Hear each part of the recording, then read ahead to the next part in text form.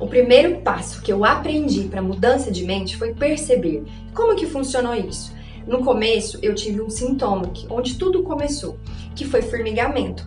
E esse formigamento, a minha primeira reação foi desespero, porque era algo novo e provavelmente você já deve ter passado por isso ou está passando por isso. Algo novo chegou na sua história, na sua vida e você desesperando. E diante daquilo eu tinha duas opções, ou desesperar junto ou me tranquilizar. Sem saber, de forma intuitiva, eu preferi perceber aquela situação como algo que não me mataria, mas que poderia ter vindo para me ensinar algo. Então, eu preferi acreditar que existia um propósito. Eu usei isso, inclusive, para tranquilizar os meus familiares. Todos estavam desesperados e é normal esse desespero, é esperado que haja esse desespero.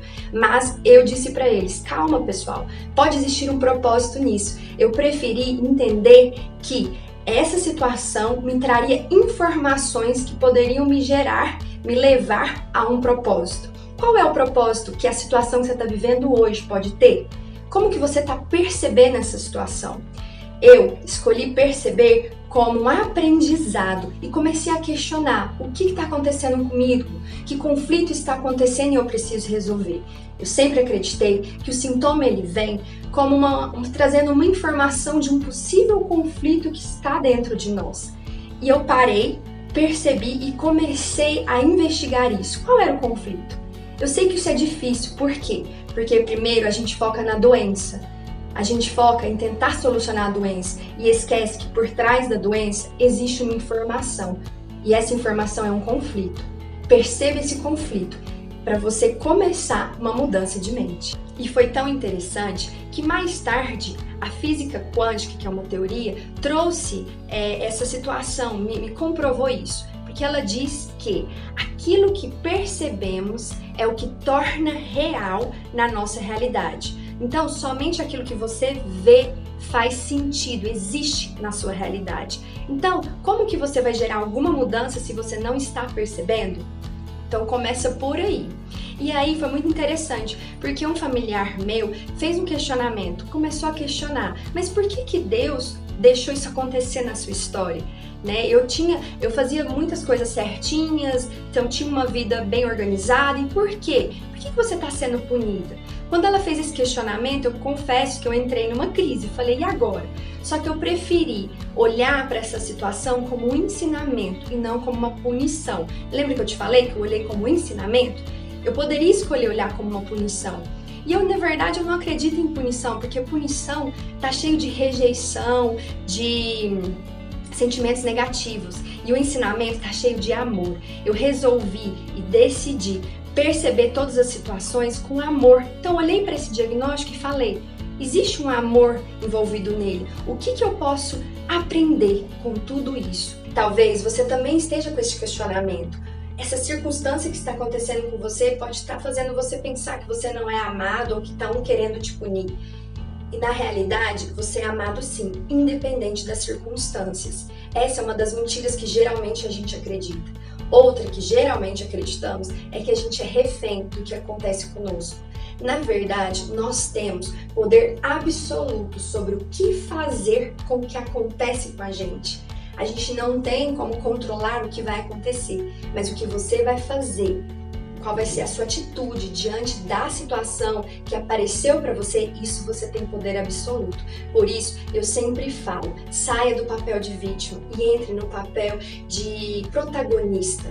Eu trabalhei isso comigo, eu poderia muito bem entrar no papel de refém. Inclusive, eu ouvia muito isso das pessoas, Andréia, o seu diferencial, né, em relação a outros pacientes é que você não se rendeu ao diagnóstico, porque outros pacientes usavam o diagnóstico para justificar as coisas que elas tinham dificuldade de fazer ou justificar uma necessidade de receber ajuda, né, de receber um olhar de alguma pessoa amada que não olhava para ela e ela justificava, usava o diagnóstico para isso.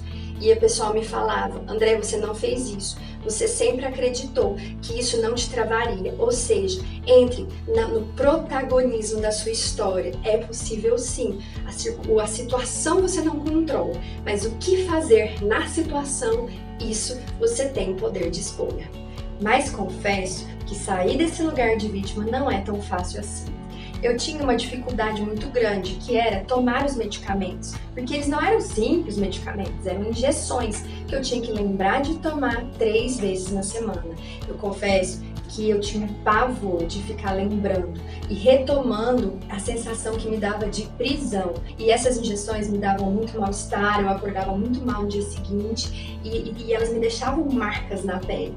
Até a enfermeira que me acompanhava na época falava: André, você tem muita reação no local, né, na pele, e outras pessoas não tinham isso. Depois eu fui entender que era porque eu até rejeitava o medicamento, então aumentava ainda mais o meu efeito colateral e deixavam marcas muito feias. Inclusive no começo eram marcas desse tamanho na minha perna vermelha.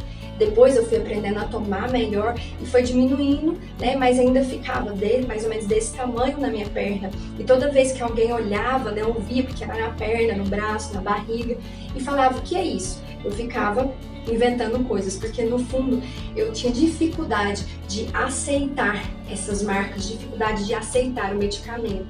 E isso nos leva para o segundo passo: aceitar, para o passo 2.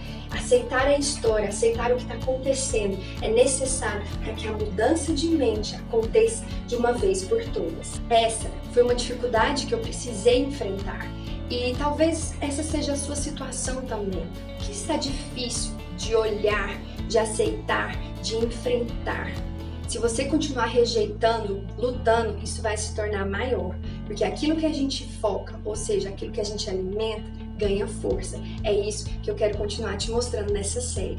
E resumindo esse primeiro passo: você consegue mudar somente aquilo que você percebe.